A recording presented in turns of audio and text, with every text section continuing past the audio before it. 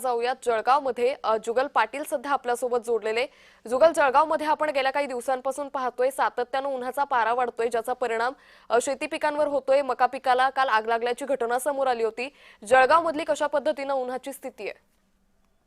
नक्कीच अंकिता, जळगाव जिल्ह्याचं तापमान हे दिवसेंदिवस वाढत असून काल या ठिकाणी एक रविवार ठरलेला आहे। त्यामुळे जर विचार केला तर जळगावचं तापमान हे 44° इतकं गेलेलं आहे। त्यामुळे जळगाव जिल्ह्यात वाढत्या तापमानामुळे शेतीमालाला देखील मोठा फटका बसलेला आहे। शेतकऱ्याच्या 5 हेक्टरमध्ये मक्याचं मोठ्या प्रमाणात नुकसान झालं होतं। जळगाव जिल्ह्यामध्ये दिवसेंदिवस तापमान वाढत असून जळगावचे रस्ते हे दुपारी 12 नंतर निर्मनुष्य होत आहे। जळगावचे जिल्हाधिकारी रोहन घोगे यांनी नागरिकांना आवाहन केलं आहे की कोणीही विनाकारण या ठिकाणी घराबाहेर पडू नये, जास्तीत जास्त पाणी प्यावे, ORSचा वापर करावा, शीतपेयाचा वापर करावा। उष्माघातामुळे जळगाव जिल्ह्यातील सामान्य रुग्णालयामध्ये उष्माघात कक्षाचे देखील या ठिकाणी स्थापना करण्यात आलेली आहे। रुग्णांसाठी हा उष्माघात कक्ष स्थापन करण्यात आलेला आहे।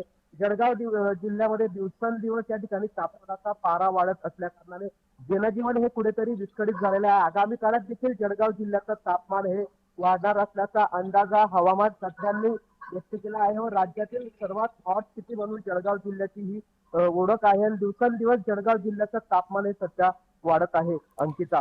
निश्चित, त्यामुळे एकंदरीतच राज्यभरातील प्रतिनिधी आपल्याला या संदर्भातले अपडेट देत होते। तुम्हा सगळ्यांचे खूप धन्यवाद तुम्ही दिलेल्या या सविस्तर माहितीसाठी।